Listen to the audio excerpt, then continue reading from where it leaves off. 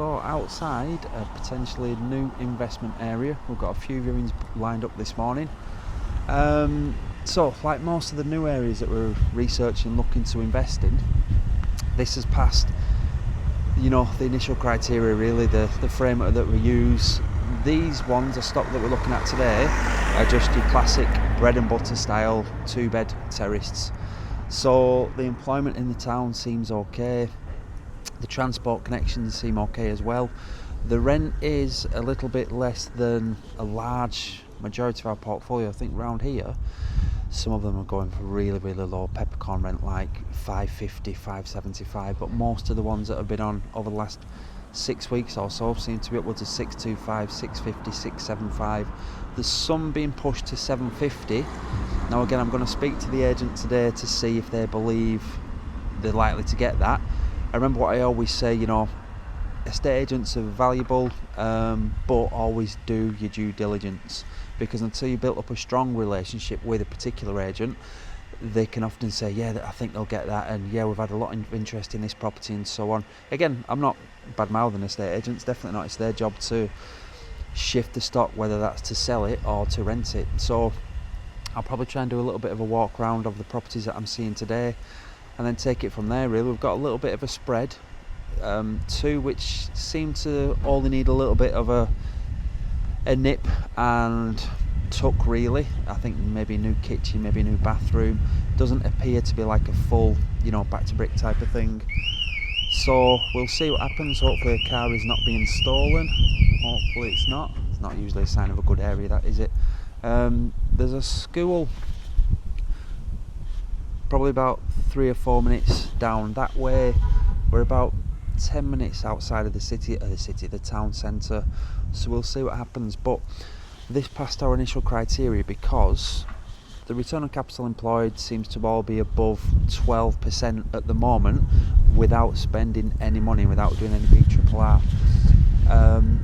Now again, the rental, the cash flow, again, it's not record breaking stuff. You're talking about 275 upwards, 325, maybe 350s, but it's one of those pieces of your portfolio that you need when you're buying your assets. It's always good to have a couple of SAs, yes, obviously always invest in HMOs or any multi-unit freehold blocks, anything like that, but from our perspective, obviously there's nothing wrong with having your good old classic boring vanilla repeatable, reliable buy-to-lets. The only bad thing is, obviously, with those, it's either 100% empty or 100% full. So you're either getting 100% rent, touch wood, or it's a void period. So yeah, I'll see what it's like, and then I'll do a little bit of a walk around video, maybe videos, and then a little bit of a talk about it after. And going off topic here, the sun is shining, and normally the best time to view properties is when it's raining, because obviously the sun shining tends to put people in a nice mood. You're looking at the property through more favourable eyes, whereas when the weather's bad, you're getting to see what it's like really, and again getting to see if any of the drain pipes are up to standard. So we'll see you on the next side. This is property number 2.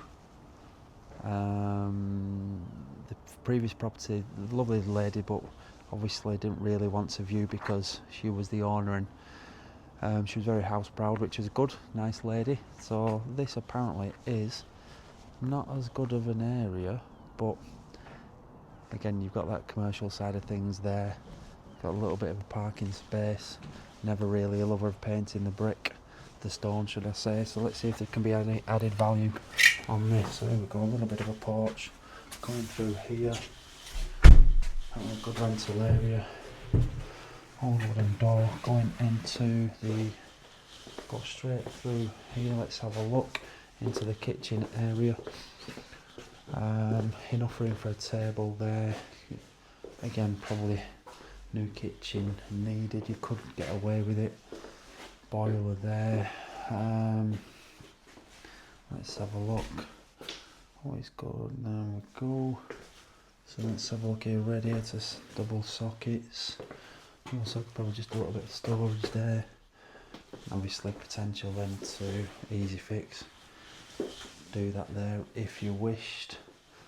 Window probably failed that one. Old timber wooden door that would need to be replaced.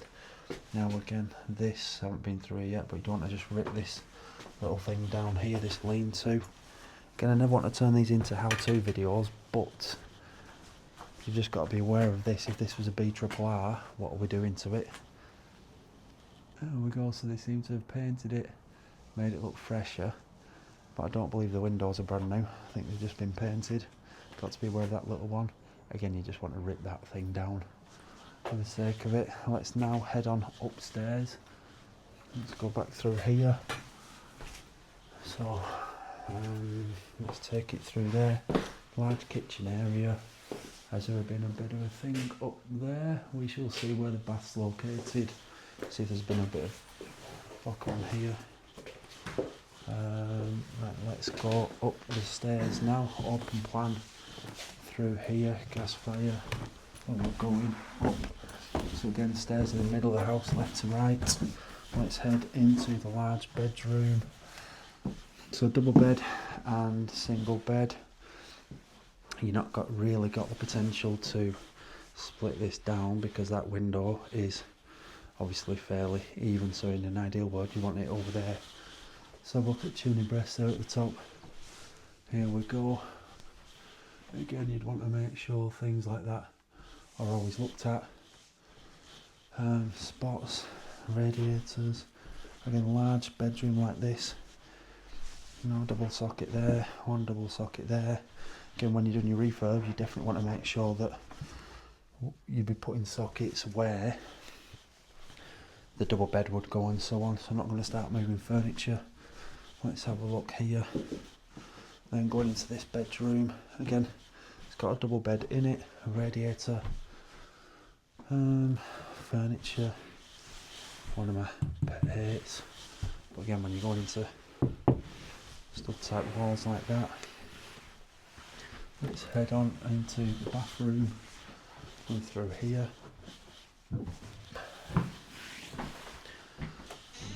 What a shower, I haven't seen one of those in the last 6 or 7 visits. Again, you've got this little awkward spread thing going on here. Let's have a look there. What's in this one? Just a bit of storage and so on. So let's head on downstairs again. You may want to be looking at probably raising that a little bit higher. Single socket. Let's just have a quick look down the stairs again. A little bit of an open plan thing going on there where they've taken this wall back. And then kitchen, as I said before, there, stairs, radiator hanging off, socket door down there, gas fire. Where's the gas? Here we go. Right, okay, 1, 2, paper gauze meter. Right, okay. So, heating control press button, temperature. So, take a little bit of a look outside again. And I think there or thereabouts. Let's have a look.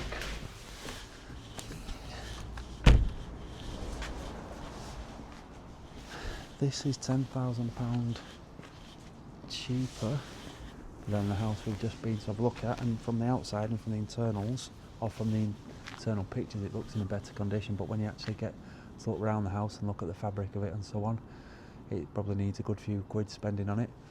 So we'll see what the next viewing's like, and then we'll take it from there. Keep watching.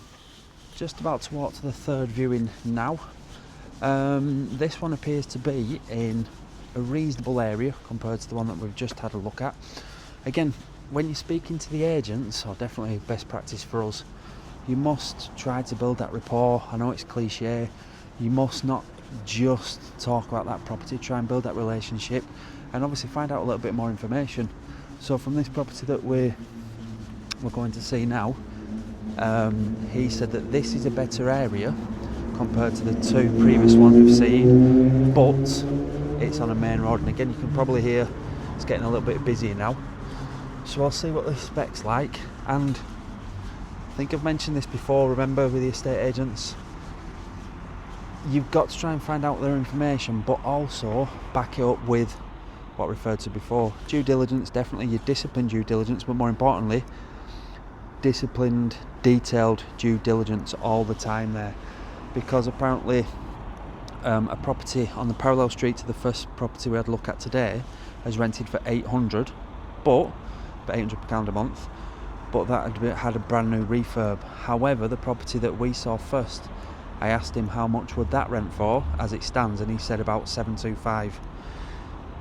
So this is where you need to know exactly what you're looking for. And again, what I discuss a lot is a black belt framework. Have that methodology there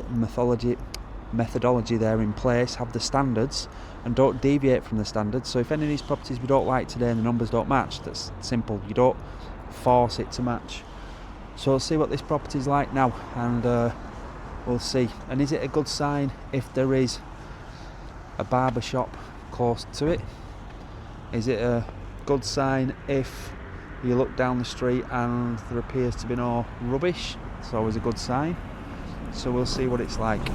See on the other side. This is property, and the moment now, if I just go inside, you'll see that it's been partly refurbished. So let's head on in. So new carpets are down there. Again, skirting board, but you'll just have a look round. There's things that obviously need finishing off. Skirting boards on either side there. I'm getting the impression it's had maybe a new rewire here because of the sockets and so on, but again, making sure it's up to regs. That would all need boxing off, or at least handrail and spindles and so on. Extremely high radiator there, but internal doors need putting on. And again, new kitchen. Looks very Howdens-esque, but this type of stuff here. So again, the skirting boards there, one extremely high, so the socket there on top of that hob. What else have we got down here? Again, skirting boards finish off. Unfortunately, we can't get into the back there. This is an extremely high unit. Any other units as well here. So you probably really want to be going 4.5 there. There's a little bit of a sag there in that unit from that side to that side. Let's see.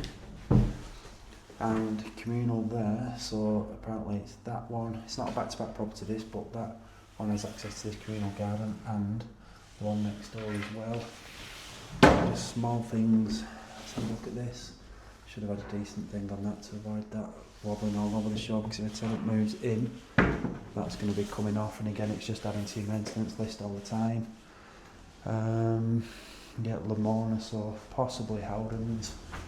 This would need boxing in as well. The pipes there. Let's go through here. Go upstairs. I haven't been upstairs yet.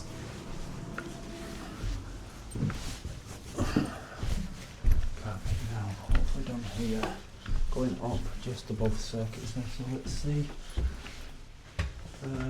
Loft access there. However, so spare room here again. Magnolia, small little things like this need touching up. See, possibly one of your trades here not taking time. Small window, but it could. Let's have a look out there. Extension and a dormer on the back of that one. Still okay, so let's see. Here we go. Right, we've all done this before. A bath in a bedroom. Toilet in a bedroom as well. I think apparently the owner lives down south and obviously is relying on people to do the refurb. It's there or thereabouts, but never underestimate how much it actually needed to finish things off really. So getting that bath down the stairs, moving all stuff like this. Let's have a look here. There we go. Absolutely no chance of parking outside, so you've got to park down the side street. That'll probably put off some of the smaller families. Now, it's been plumbed in there, and then where does your door go? Your door must then have to open this way, and then you get this little issue going on there, don't you, with that and there. So this at one point must have been a 2-bed. We've nicked off some room here from this one. yeah, nicked off some room there. So as that goes there, we'll have to see where that feeds to. And that was probably once upon a time maybe the bathroom. Who knows? Smaller window maybe. So the bathroom's there now in the middle of the house. It's not a bathroom, it's a shower room. So obviously probably paid for that. That needs to go as well. Yeah, so I'll probably do a video later on.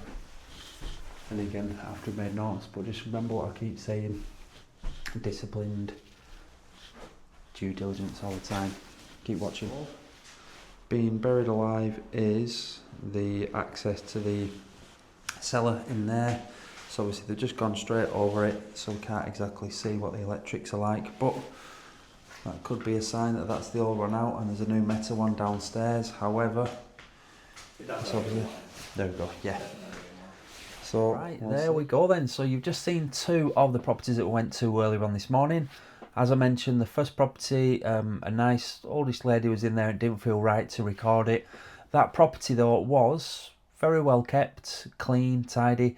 Asked us to take our shoes off as we went in, and there's nothing wrong with that at all. It's her house, probably one of the reasons why it was so clean and tidy and so on. That was up for, let me see, I think it was 90, let me see, no sorry, £50 short of 100,000. So again, I had two reception rooms. At the back was a small kitchen extension, probably done 30 years ago, something like that. Somebody could move in there. It's just not the spec that we'd like to move tenants into, because again, you've always got to have your standards there, and I don't want to say you over-spec properties. It's always relevant to your end user. So with that type of property, you'd probably put new carpets in, new kitchen, you know. Yes, it did need a new kitchen. I'm just looking at the internals here. Yeah, it must have looked like the original kitchen from probably the early 90s. So that would need to go. So again, that really, old windows as well from what I remember. It still needs probably about £10,000 spending on it to bring it up to quite a decent standard. So if you're looking to do the BRRR, putting that 10,000 in and paying the asking price, there's no money in it at all. Which again, I know I'm like a broken record with this. You need to be securing the best possible purchase price and securing in, you know, locking in equity from day one in case there's any market corrections and in case you're looking to do a refurb and you know things do end up going over budget and so on if it's not planned properly. So with that, yeah, it was all right. It wasn't too bad. It wasn't, you know, didn't strike as a fantastic one. The next one that we visited was up for, and again that was the first video that you saw then of the walk around, that was up for 94,950, so £50 short of 95, so £5,000 difference than the first property. And again, it wasn't an amazing property, it definitely wasn't. So before I get onto the third one, it's always good to have that spreadsheet. Of course it is. Put all the numbers in the spreadsheet, and then obviously let the spreadsheet decide then whether or not it's worth pursuing. So the three properties that we saw, they all matched the criteria, all were coming back with decent return on capital employed. Rental areas seem strong, not outstripping demand, definitely not, but it seems like a strong rental area. Speaking to the estate agents as well, they seem to give that impression, but again, I think I said this in one of the other videos, always treat what estate agents tell you with a little bit of, well, a pinch of salt if you haven't built a long-standing relationship with them. So that was the first time we've ever dealt with these agents, so they're obviously going to say, yeah, the property's rent around here all day long. No, that he's not asking, you're going to struggle to get it at this price, it's going to go at full asking and so on. We've had a lot of interest. That may or may not be the case, but one of the properties has been on since the 12th of June last year. So it's been on at this time now over 8 months, coming up into 8.5 months, and it hasn't sold. So again, one of the reasons why that would be from, I don't think I showed it on the video, outside of their front door there was a few commercial units. So again, I don't actually know what they do in those commercial units, but it doesn't give the family type of feel. And from that, really, you would imagine it was a very quiet street, but that could possibly put a few people off, which then might result in the rent being reduced. And again, every rent reduction affects your return on capital employed and your cash flow and so on.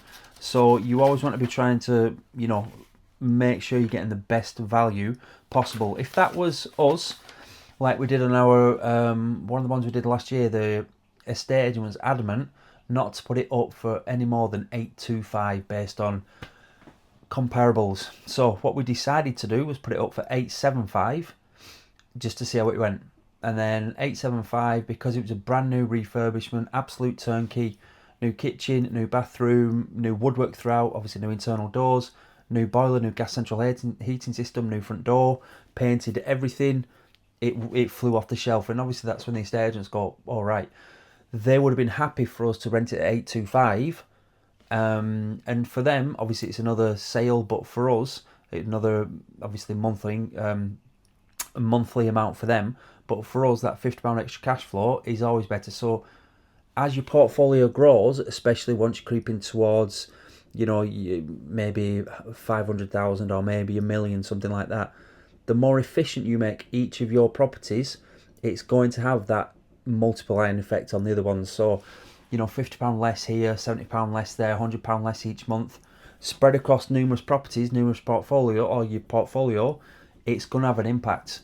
So it's one of the reasons why each and every year, maybe 18 months, we will, or maximum 18 months, we'll always do a small incremental rent increase, regardless if they've been paying the rent on time and every time and the house is perfect. That should be part of the agreement, but it's in order to keep our properties, where they should be, and to make sure that we're not just investing in property for that cash flow, we're also investing in property for the capital growth and cash flow, but that we're trying to edge against inflation as well, really. So one of the worst things you can ever do is keep your rent the same, for a long period of time. The last one that we went to see, CGI Images.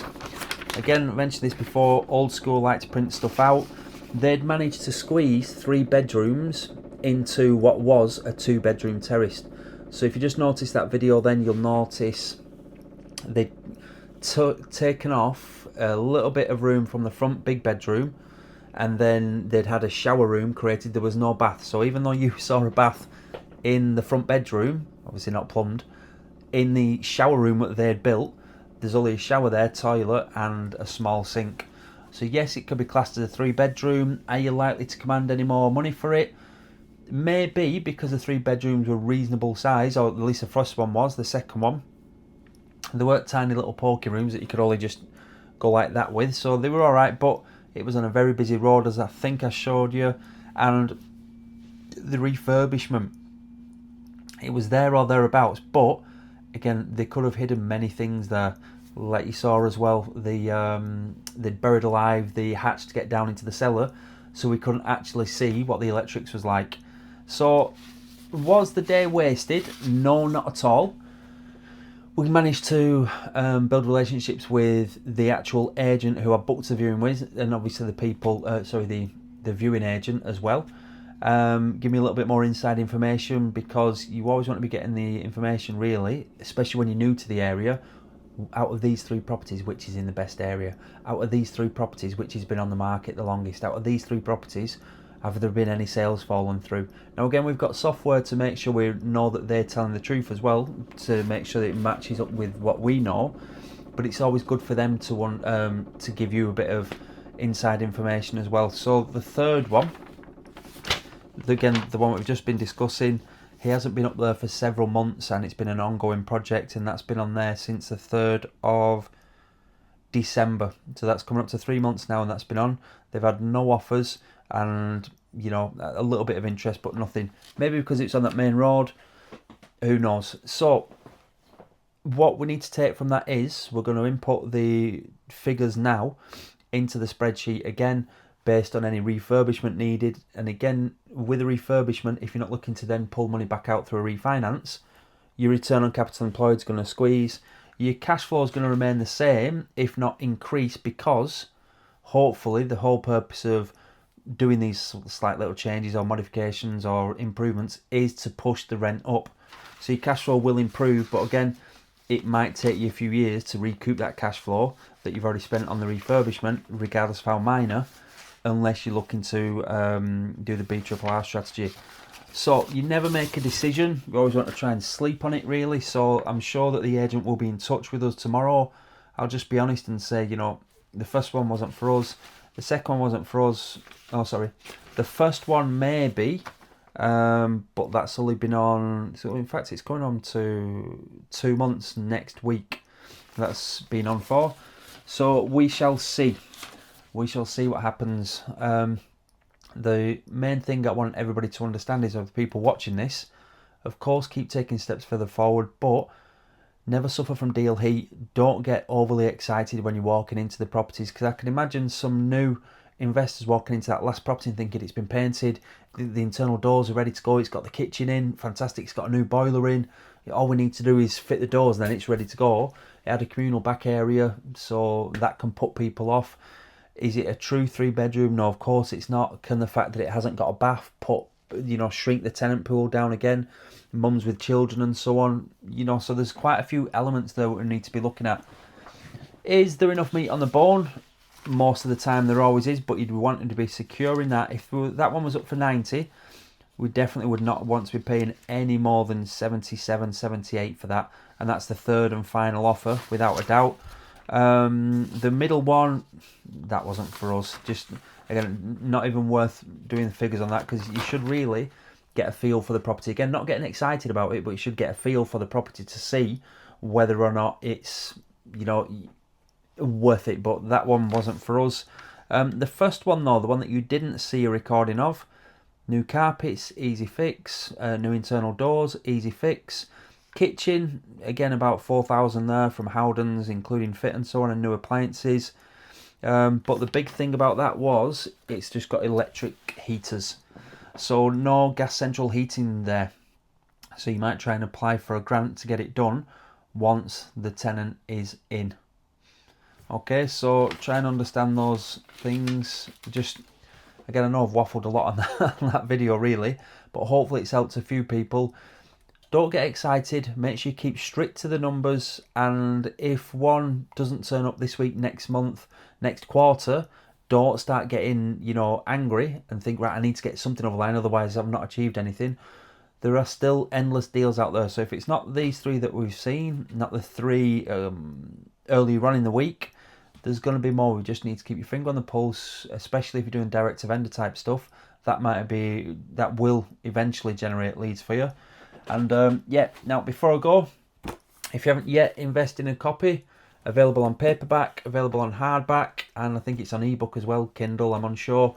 So there's about 350, 60, 70 pages in that. Property Investor's Blueprint on Amazon.